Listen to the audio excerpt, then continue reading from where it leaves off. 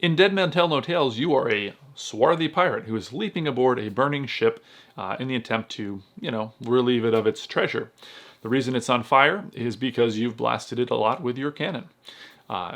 This ship is called the Skeleton's Revenge, and it is covered with undead skeletons and warriors that, for some reason, want to keep you from what is now rightfully your property.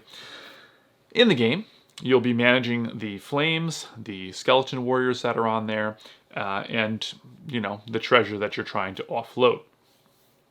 You win the game by getting a certain number of treasure off based on the difficulty level.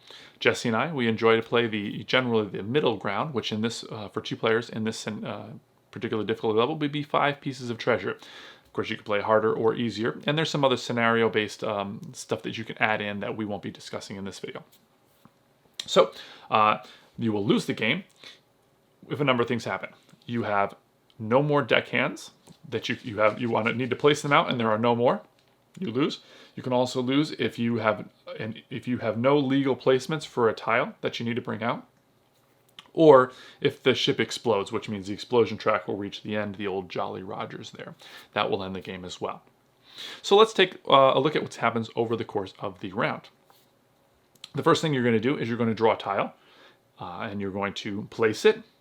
Then the players are going to take their actions, and then you're going to draw a card from the Skeleton's Revenge deck and resolve that. Let's look at that in a little more detail. So firstly, you've got your characters here. I should mention that real fast. You've got your characters. You've got a exhaustion track here, which shows you, it keeps track of your exhaustion. You have some gold doubloons here, which are kind of cool because these are the actions that you can take, the number of actions you can take over the round. And as you take actions, you'll flip them over to their marred side, and that will allow you to see how many actions you've taken very easily. So nice little system there. And then you'll start with a special item, and of course you can change to others during the game, and that'll give you an added benefit. It also got a couple of cards here which help to serve as a reference. And then of course you have the Skeleton's Revenge. The ship will be growing as you go. This is the one edge, so you can not grow it in this direction. It's the one wall side of the wall. And of course you can see your lifeboats here. Your characters as well. You have which correspond to your color. This is red, this is white, etc. You also have a die which is rolled in battle. You've got the deckhands, which are some skeleton warriors that will impede your progress as you go through the ship. We mentioned the tiles. These pips will be placed on the tiles. Each room gets one, and that'll just show the intensity of the fire. You'll also see there's some of these blue little orbs here, which show those are doorways that you'll be able to move through. The Skeleton's Revenge deck, of course, and this is a lifeboat, which we will talk about in a little while. So, first thing you do is you're going to draw a tile from here. At the beginning of the game, first 2 rounds, these are offset so that you can see that. So you'll be drawing 2 actually. So you'll draw your first tile, and then you'll place it legally, meaning the doors all have to match up. You couldn't put this here because this door and wall would not match up. If you can see, there's a dark edge there. So let's put this here. It might not be the best placement, but it works for now. And then you'll put a die on here, matching the color and the number of pips. So this would get a 3 yellow.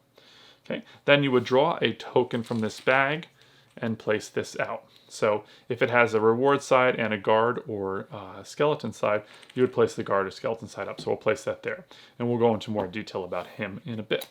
Then we'll turn over the second one.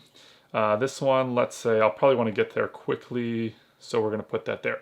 It's a blank face, which means it does not get a die to start. And we'll go into more detail what that symbol means in a little while, as well as some other symbols here, which we will explain as well. So that takes care of that first phase. And then next is going to be our action phase. So let's look at some of the actions that you can take. Firstly, you can walk. So that just moves to an adjacent space through one of these doorways. You can't go through walls, so you would have to go through the doorways here. When you move through a space, if I were to move from here to here, the intensity of the fire would cause me exhaustion. So if I were to move from here to here, that would be one action. I would move from here to here. I'd flip over my gold doubloon to its marred side to show that I've taken that action to easily keep track. And then I would see that I would be incurring 3 exhaustion since the fire is 1 here and 4 here. So I would go 1, 2, 3. If I wanted to move from a room that's higher to lower, so if I move from this room to this room, from a higher room to a lower room, I would incur no penalty. I could also choose to run. For one action, I could flip that over, and I could run. I could go 2 spaces in that regard. I would incur a 2 exhaustion penalty simply for running. That's the penalty for using a more efficient action. And I would still take the fatigue from moving into rooms. So this would be 2. And then this is higher to lower, so it would be nothing. So that'd be 2 more. So it would have taken 4 fatigue to do that. So that's walking and that's running. I should also note, if you pass these numbers here that are listed here, you cannot enter these rooms now. So at this point, I could not enter a room that had a die facing of 5. So if this was a 5, I wouldn't be able to enter that room. And then so on and so forth. If you reach the end of your exhaustion track, you will die, which doesn't actually kill you. You're removed and some other details will happen, punishment will happen, but you'll do a really fun little rule called the Dead Pirate Roberts. Of course, the reference to the Dread Pirate Roberts of Princess Bride, and you'll just pick another pirate and continue to play that way, as I said, with a couple of noted exceptions. Okay, so let's go back to this. The next thing that you'll do here is you can eliminate a deckhand. As the game progresses, there'll be these little deckhands around. If you're on a tile with one, you can simply eliminate one for a single action. So I would flip this over and eliminate that deckhand. Deckhands don't really do anything to you other than the fact 1 will mean nothing, 2 will mean that you cannot pick up any items. So if I had an item in the room with me, I would not be able to pick that up unless I eliminated deckhands sufficiently to have less in there to be able to pick that up. The other thing I could, but if there's 3, they prevent you from leaving that room. You can't move out of that room, so you would have to be forced to kill deckhands until you were able to leave for actions. So that's the eliminate deckhand. The next thing you can do is to pick up a token. There's a couple different tokens here that you can pick up. There are 3 different, actually, to be precise. There's grog, which is delicious rum-based drink, I guess. And then you have cutlasses, which are these here, and you have treasure. So treasure, you can only carry 1 at a time, and that has some special rules. When you're carrying treasure, it's called looting, which I'll go into more depth later. And then the grog, well, if you can carry as many as you want, and whenever you want to on your turn, you can drink the grog and then reduce your exhaustion for whatever number's on there. This one happens to be 5, but there are a couple of the numbers. Cutlasses will just go on your battle track like that, and we'll go into that a little more with a little more detail later. So we'll put that off to the side for now. So that's picking up an item is just 1 action. And you would keep track here as well. You can also rest. So if I were, I could chip for 1 action, I can flip this over and lower my fatigue by 2. Pretty self-explanatory. Sometimes you'll need to do that. So for instance, if I wanted to enter this room and I was here, I would first have to rest for an action, and then I would be free to move into that room because I would be low enough. I can also, for an action, increase my battle strength, which simply means move this up 1. So I would, as I said before, use an action, move up 1. Use an action, move up 1, and so on and so forth, depending on how high I want it to be. And then lastly, I can swap an item card. I can decide I don't want this, and I'd rather have this. I can also, if I take a friendly person's, as long as they're consenting, I can take theirs, and then they are free to take any one from here as an immediate and free action. You can't take one from someone else, and if it were someone else were playing with Jesse and I, they would not be able to take the next person's. That they would only be able to take from the general supply. So that's basically everything. Just a couple other quick notes. I want to go into looting and combat for you, but first, one thing about when you come off the ship for any reason, you will do what's called taking a breather, and in that case, you will decrease once you come off the ship. You'll decrease your exhaustion by half. One other thing that you'll do, I should mention, at any time you'll be able to decide, if it's your turn, you can decide that you don't want to take any more actions, in which case you will pass the rest of your unused actions to the next player, and they'll be able to use them. If they don't use them, at the end of their turn, they'll be shuffled back to you. This is very strategic because if a player is in a better position, they're better at fighting, they're better at carrying or looting, then you can give them those additional actions. So that's a very important thing you can do. If you leave the ship, and as is called taking a breather, as I said, you'll halve your exhaustion, but then you will automatically pass the rest of your actions along to the next player. Your turn is forced to be over. So that's an important note.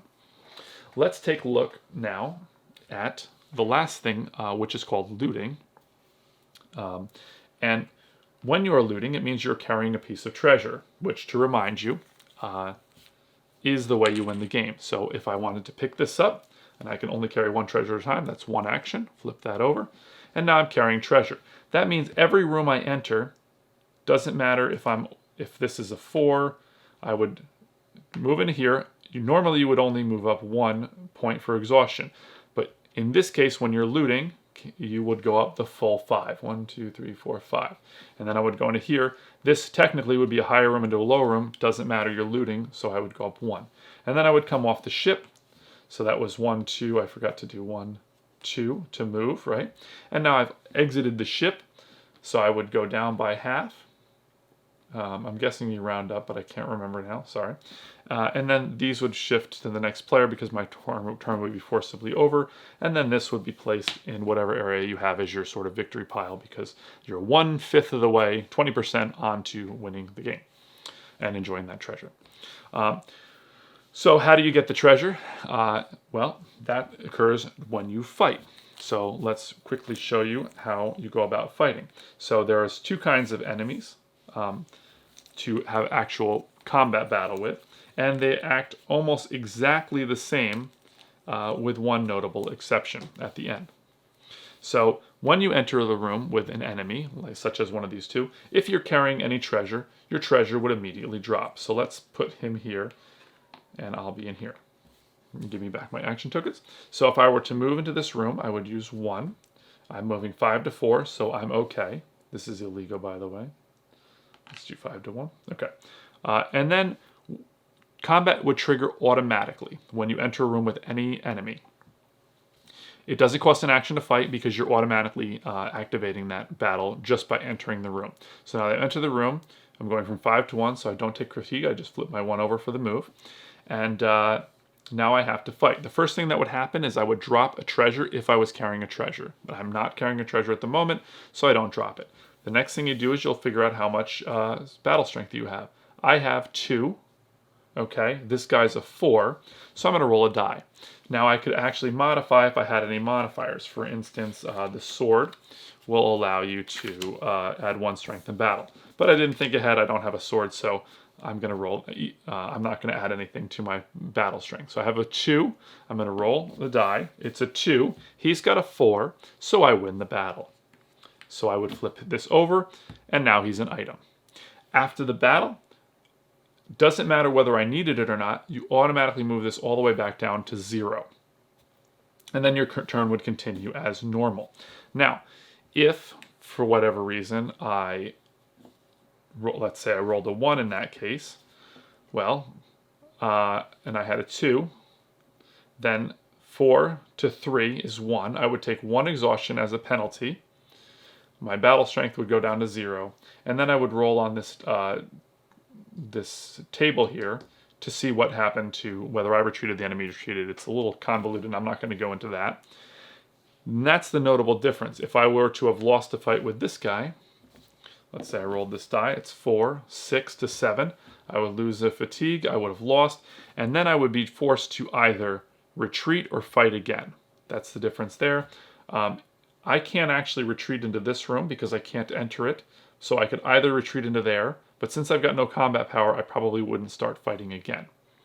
Now, that's how combat works. Now, one nice thing, as I told you I was going to tell you about this cutlass, if you have a cutlass in this space, or you have managed to get multiple cutlasses, you will always just go down to that point. So you would...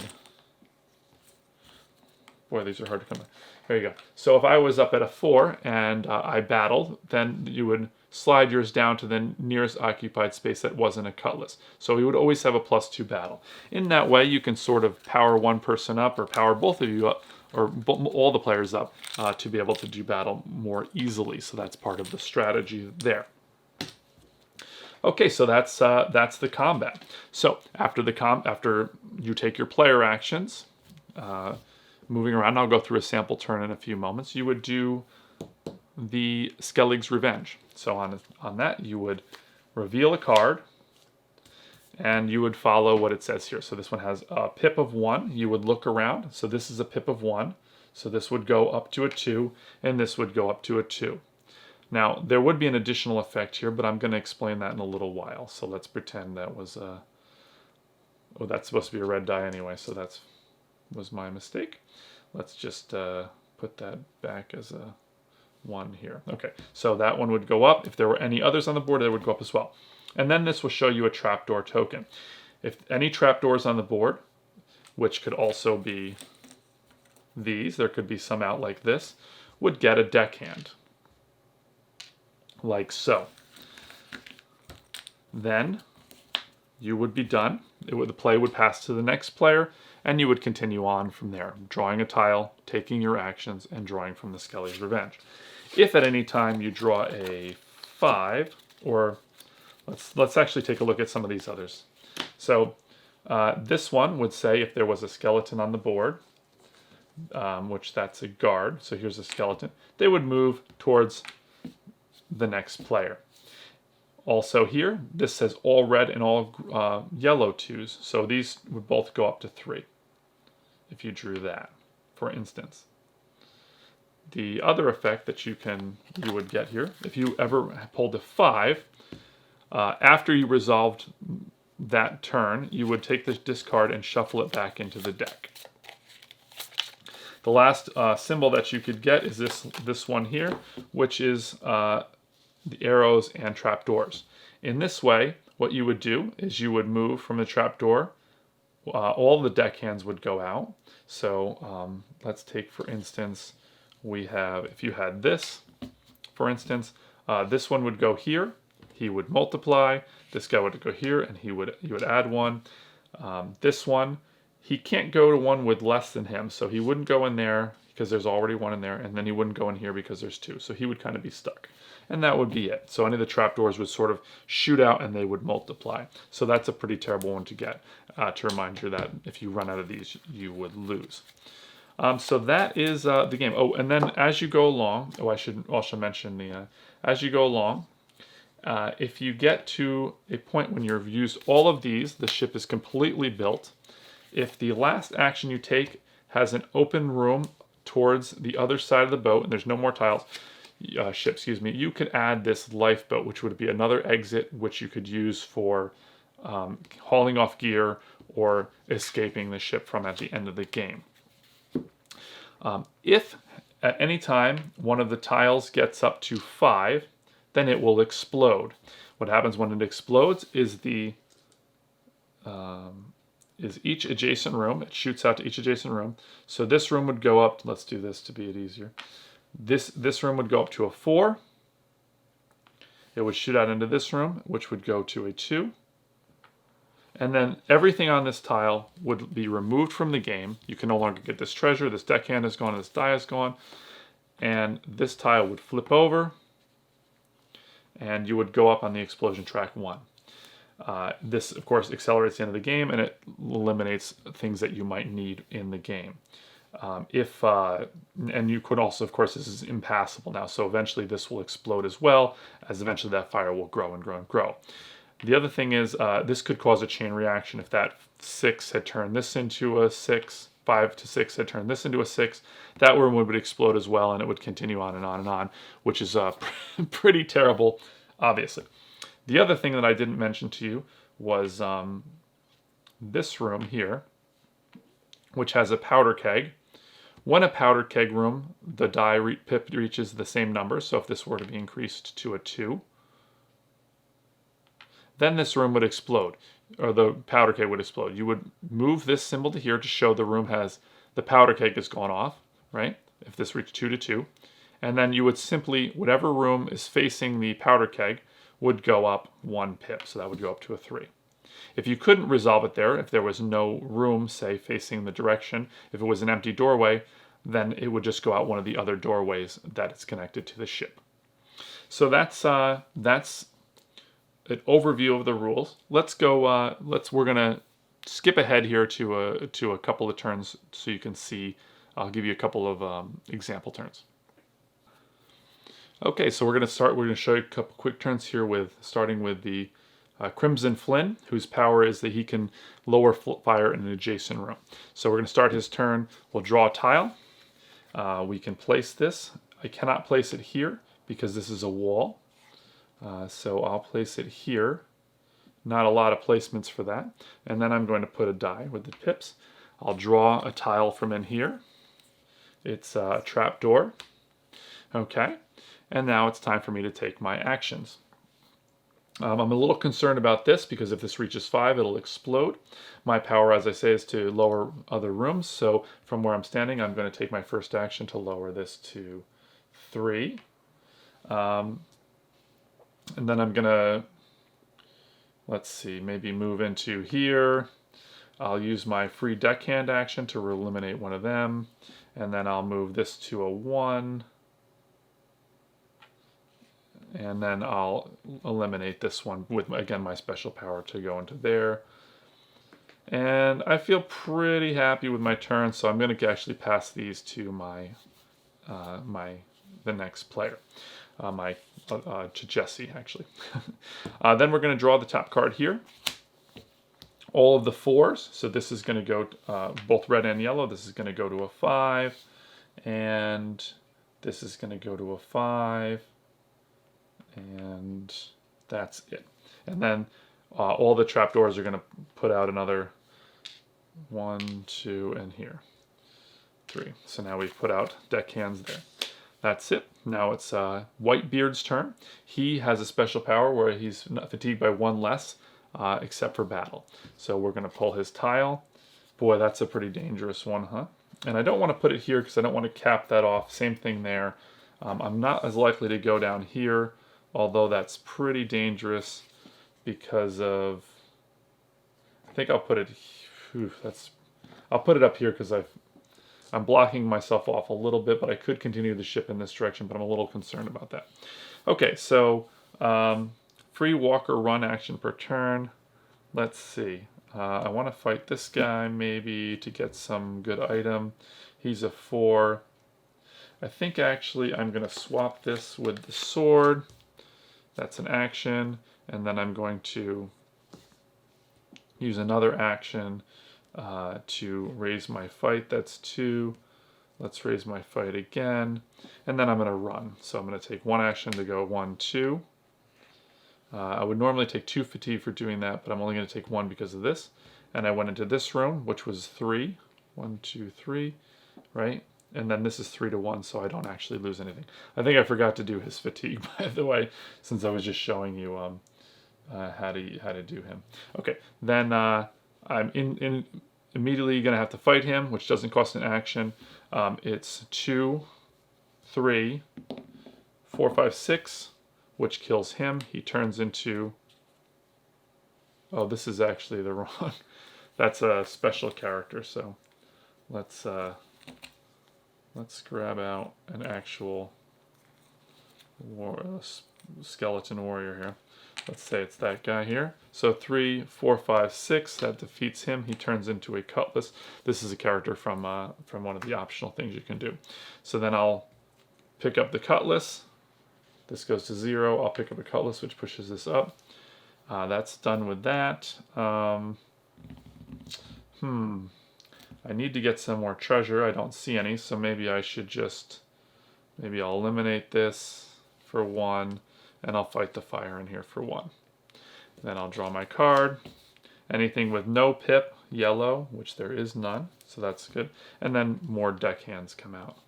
So maybe I should have been killing more deckhands. Okay, so that shows you, except for my little error there, probably about moving him into, when I moved him, I forgot to do his fatigue, I believe.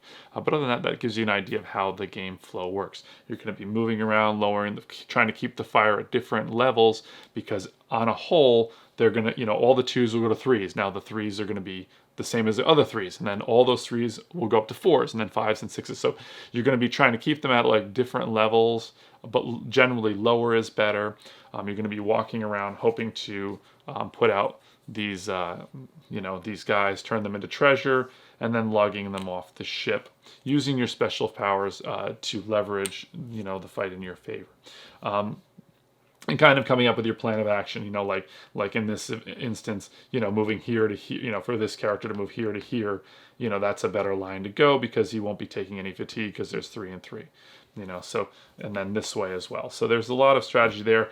You're trying to watch out for the powder kegs to keep them lower instead of exploding, and you want to be careful to keep these guys keep eliminating these guys when you can, and whether these items will help you in the long run, and when the good time is to switch them. So that's the rules of the game. That's all.